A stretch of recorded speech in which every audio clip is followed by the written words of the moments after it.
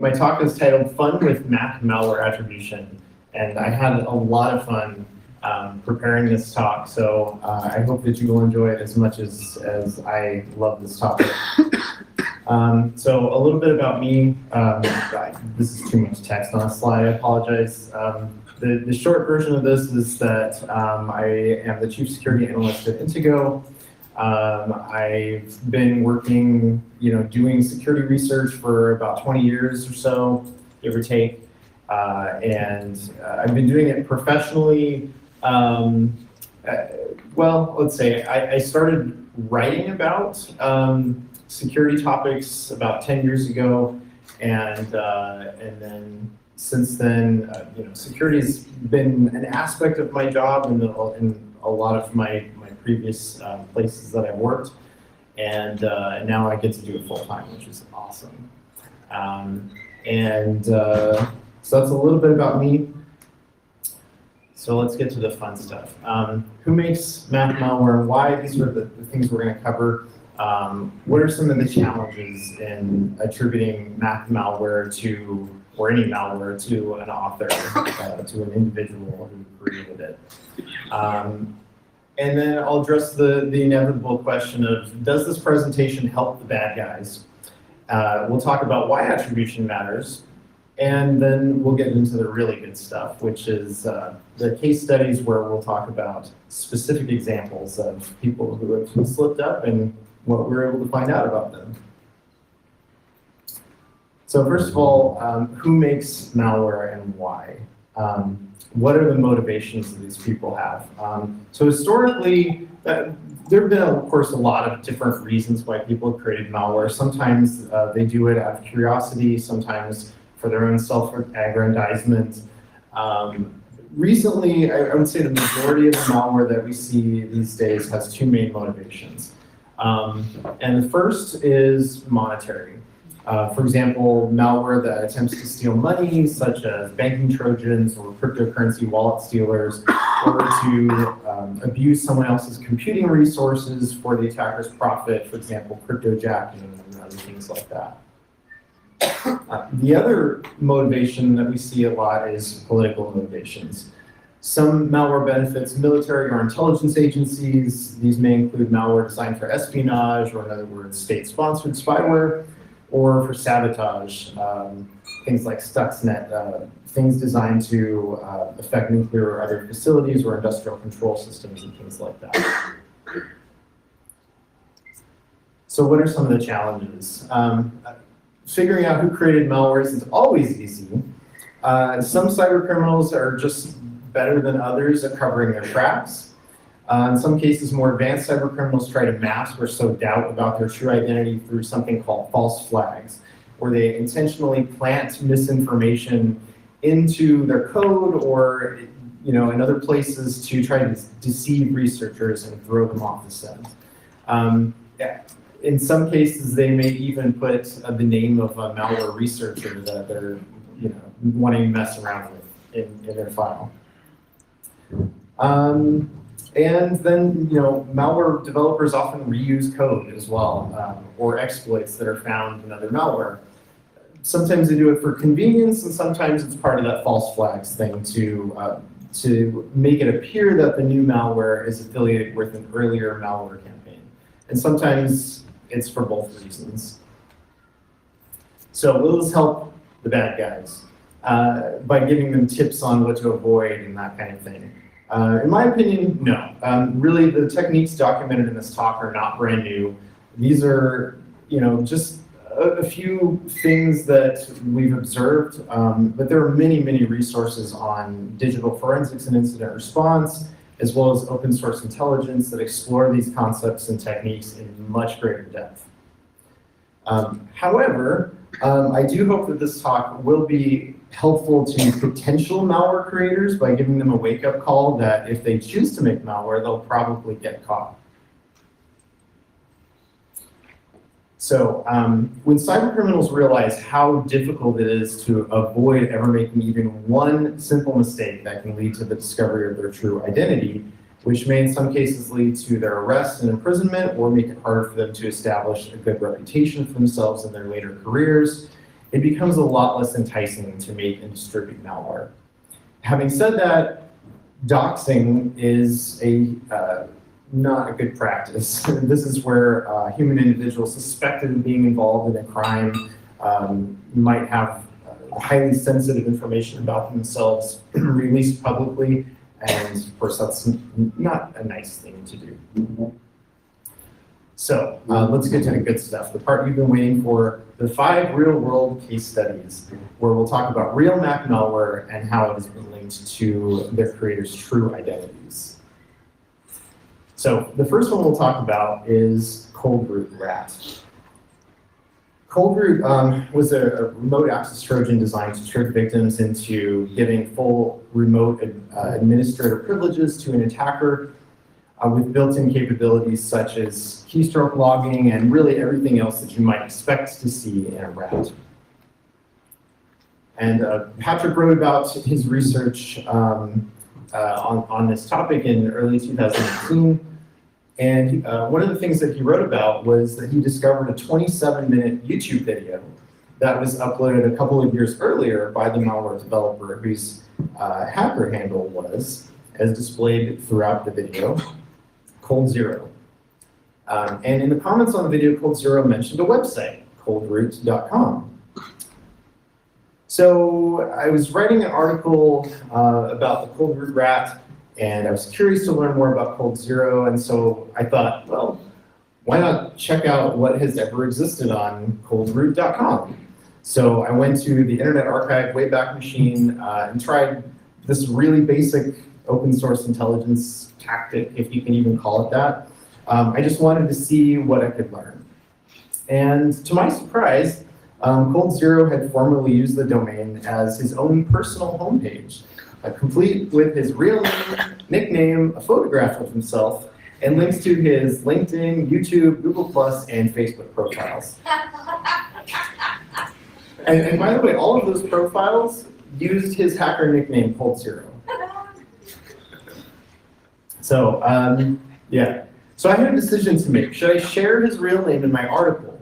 Out of curiosity, I Googled his hacker handle and real name together and got an interesting result. It turned out that a security blogger at databreaches.net had called out Cold Zero by his real name publicly a couple years earlier for his hacking activities.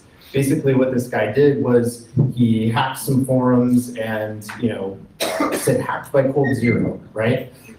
And so this blogger said, okay, that's interesting, Cold Zero. So he Googled it and, was able to probably find the same things that I did. And so he wrote a little bit about this guy in his article. Since Mohammed Osama, which was his name, had already been identified as Cold Zero by himself, actually, on his own website, and also since this information was published elsewhere, I mentioned his name in my article. Well, it turned out he didn't like that. So he contacted Intego, claiming that he did not own the domain at the time that it was used in connection with Cold Root Rat. Of course, I had already done my due diligence before publishing, and I double-checked the whois record history for the domain. So it was definitely the same guy. There was no way that it could have not been him. There had been no change in domain ownership. In fact, Osama continued to use the domain with his nickname Cold Zero, even after he stopped using the site as the homepage for Cold Root Rat.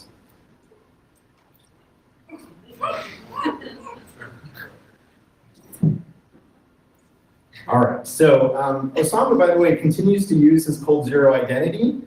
He describes himself as a malware hunter and exploit developer. And as of the last time he updated Twitter in September 2018, he said he was looking for a job.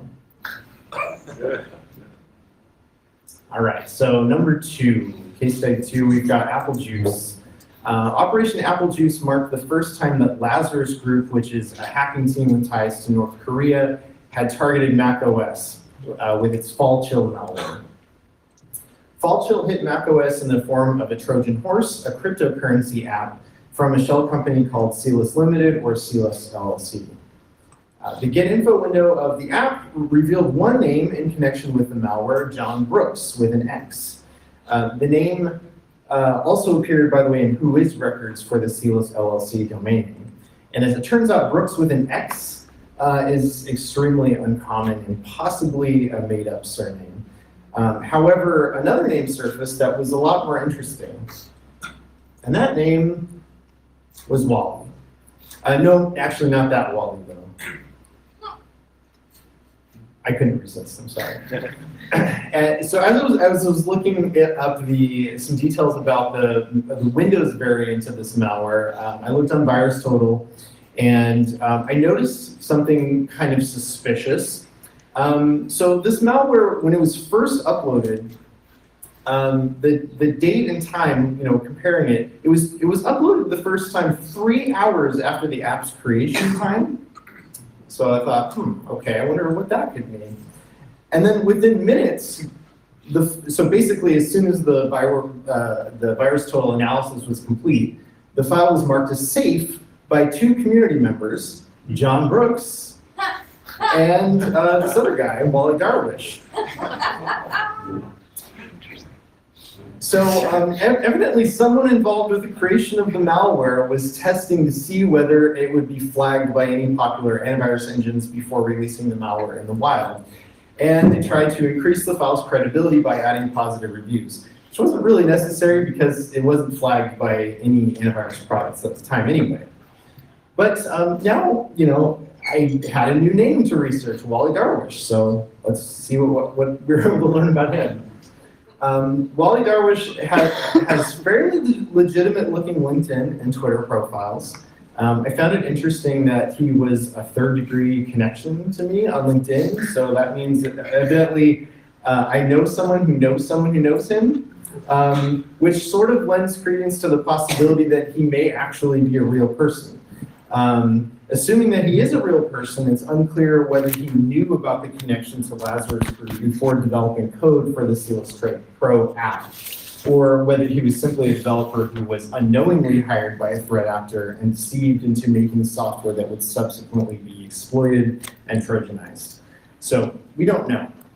But he has been completely silent on social media since the discovery of this malware. His profiles are still there, but he hasn't posted anything since then. All right, so creative updater. This is case study number 3. And if anybody happened to see, Objective-C retweeted my Twitter post earlier this week, I said that I found something really interesting at the last minute that I wanted to add to the talk. So this is it. The creative updater malware consisted of Trojanized versions of 3 apps. The Mozilla Firefox browser and 2 Titanium software utility apps, which were Onyx and Deeper. And they were mistakenly distributed by Mac Update, the software download site, in February of 2018. The Trojanized disk image was signed by an Apple Developer ID account, Ramos Jackson, which later had its signing certificate revoked by Apple, of course. Notably, as is often the case with Apple Developer IDs, found in connection with malware, the given name and surname appear to be in reverse order from typical Western practice. In this case, the given name would most likely be Jackson and the surname Ramos.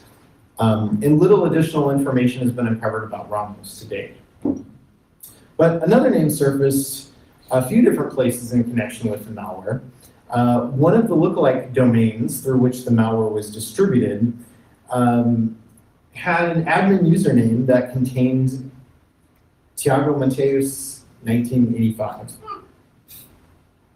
And Arnaud Abati pointed out a fun forensic trick analyzing the hidden dxstore file on a disk image volume can show you some interesting things, including the original path of the DMG file.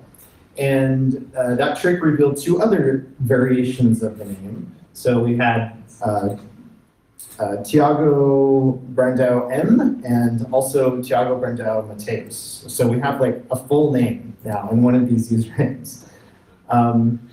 So way back in February 2018, in Patrick's blog post. He said, "Interesting. I wonder who Tiago Brandão Mateus is." And I had completely forgotten about this until earlier this week. I happened to find it in some notes that I'd taken about this topic. And I said, "Okay, challenge accepted, Patrick. I think I can take this on. So let's see what we can find out." So I'm presented here for the first time and objected by the C. Here's what I found out about Tiago Brandão Mateus. Again, these are super basic techniques, right? Just doing a search often reveals a ton of information about somebody. If you have a fairly unique name or some particular things that make it likely to tie to that person in particular. So I searched DuckDuckGo for Tiago Brandão Mateus, and this result stood out to me for some reason. Well, we know that Tiago likes to register domain names since he did that for the Creative Theater campaign. So this could be a possible match. Kind of a weird domain, but you know, who knows? I might as well check it out, right? So there was a full email address listed, and so I thought, let's see if I can find the username portion of the address anywhere else, and I did. Guess who is a registered user at Guia do Hacker, Brazil's Hackers Guide forums?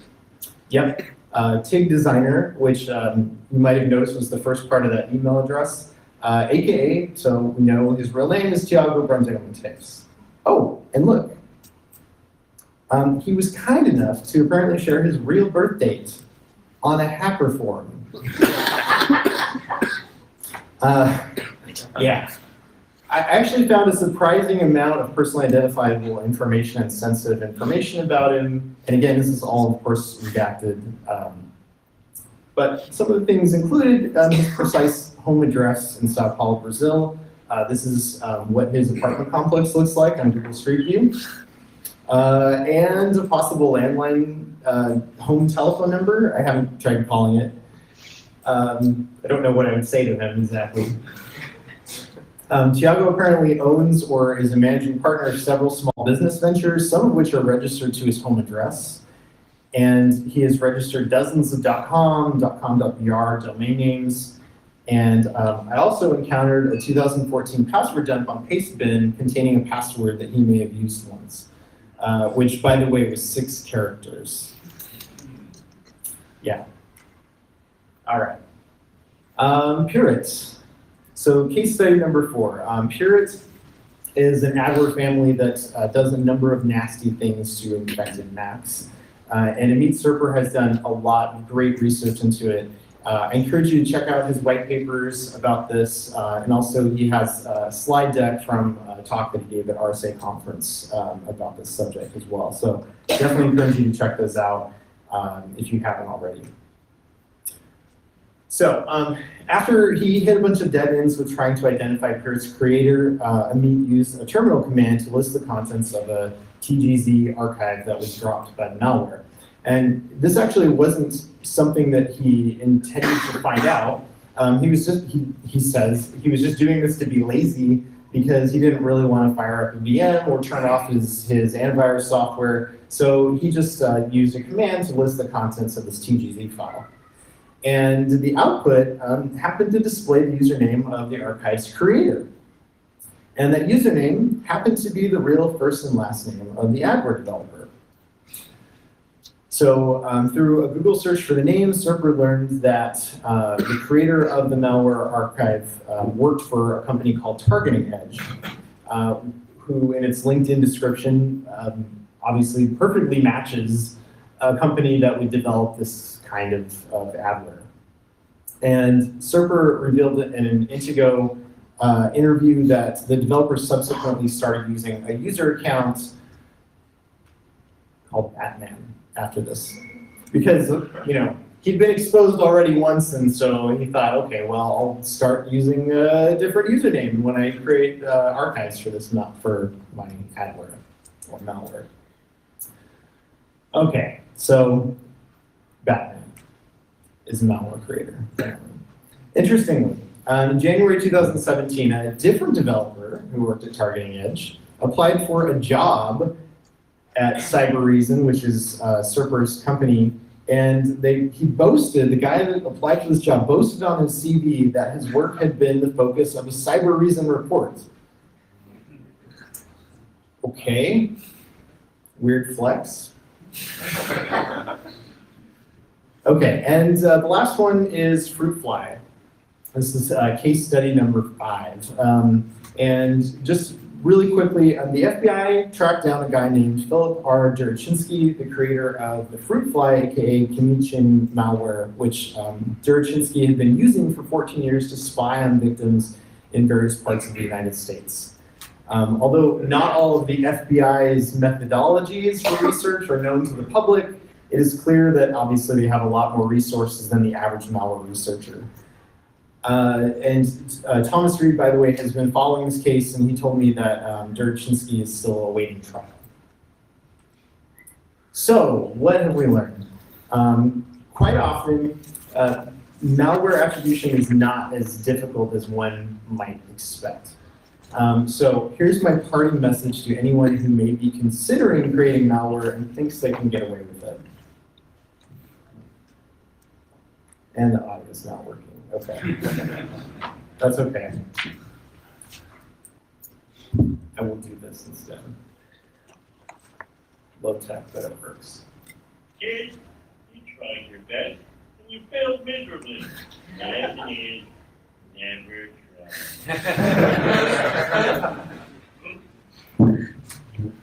All right. The white paper hasn't been posted yet. There's a white paper that goes along with this talk that will have links to the stuff that's discussed herein, and you'll be able to find that on the Mac Security blog, which is where I do all of my writing these days. And special thanks to the people listed here for the research and/or feedback on this talk.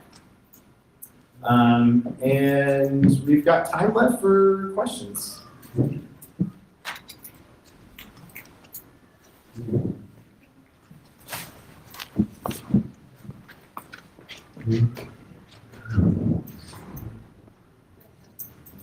Hi everyone, my name is Connie. I'm with Digital Guardian, new sponsor, Rejected by the Sea. Nice to meet you, Patrick. Josh, that's a great presentation, thank you.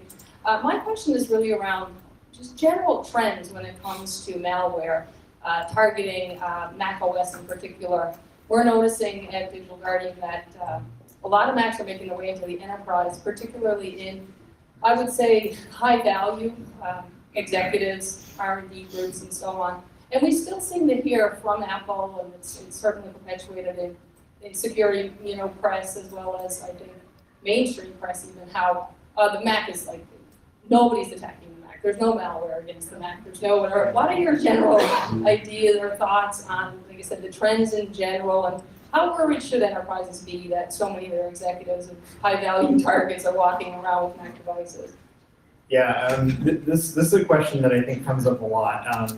I think one of the things that's worth pointing out is that over the past year, we've really seen, I think over the past year has been a pretty good uptick in the frequency and really consistency of new Mac malware being discovered or being released into the wild. This is something that we're only going to see more of. It's not going to decrease because, as you mentioned, there are a lot of high-value targets that use Macs. And frankly, Apple hasn't been tested the way that Microsoft has. Microsoft went through many years of shame and embarrassment as their platform, Windows had been exploited, and finally, through secure coding and a lot of internal work at Microsoft, they changed things around. And so now, one could actually argue that Windows is a safer platform than Mac OS because Microsoft has hardened it so much, and because Apple hasn't hardened it enough. And so, there's a question of, people like to point out, well, there's so much more malware available for Windows. And yeah, that's true in terms of like quantity, but that doesn't mean that Windows is any more likely to get infected than Mac. It's definitely the case that just, doing Google searches for the wrong thing, you might end up on a site that's going to drive-by download infect your computer if you don't understand that your computer doesn't need Flash Player, for example. And a lot of people really don't. They just don't understand concepts like that. So we see that kind of thing happening all the time. And those executives are going to be those people who fall for those things as well. So I'd say now more than ever, it's very important for people to think carefully about protecting their endpoints, even their Mac endpoints. If you're not running antivirus software anymore, then I hope you're at least using Objective-C tools. Great plug, Josh. Apologies, this is kind of two questions. So those are like 4 or 5 examples, right? But is that like that crappy OPSEC? Is that the sort of trend with all Mac and Mac malware? And the second question kind of plays into what you were just talking about. So like on Windows, like you've been like developing malware for like 20 years or whatever, right? But do you think that these guys are like rank amateurs? Because like there's not a lot of like there is some professional Mac malware, but do you think that this crappy OPSEC is a result of the fact that the folk, like the vast majority of folk deving malware for Mac are just rank amateurs? Like what are your thoughts on that? Okay. So I think Also great presentation. Loved it. Thanks. Brilliant. I think as far as the first question goes, I personally haven't really researched any other Mac malware besides these. I suspect that if we were to research the other malware samples in the same way, we'd probably see a lot of the same things. It's just the reality. It's very, very hard to hide your identity. So on the other hand, there was what some might call a sophisticated threat actor in there, right? There was Lazarus Group. And they made mistakes too, or else they threw a developer under the bus, or whatever the case might be. That's, I think, kind of interesting to think about. So, and what was the second question? Like just the immaturity of like the Mac, like Yeah. malware C lead into like this crappy OPSEC. Yeah. Again, it's a great question. I don't know that we have all the answers to that. I think that obviously there's a lot more research that could be done to really dig into other Mac malware and see whether this is something that's common across the majority of Mac malware. I kind of suspect that it probably is. But you never know. So do your research. I mean, have fun with it, like I did, and Amit did, and several others. So.